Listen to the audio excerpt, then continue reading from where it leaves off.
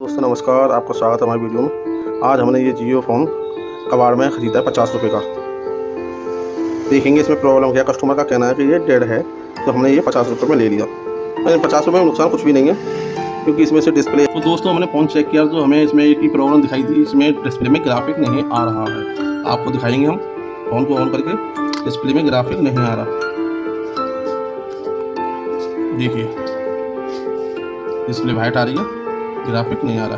तो दोस्तों हमको ग्राफिक की प्रॉब्लम पता चल गया है। यहाँ पर ये आईसी है, इसमें क्या है, पानी में गिरने से या बच्चे को दे दो तो उसकी लाश वगैरह चली जाती है, तो उसकी वजह से ग्राफिक चला जाता है, डिस्प्ले की लाइट भी चली जाती है। तो इसको हम पहले तो वॉश करेंगे, वॉश करने से आ जाता है तो ठीक है, वरना तो इस पर हमें हीटिंग देंगे। फिर पहले हम इसको क्लीन करते हैं रोजिन से।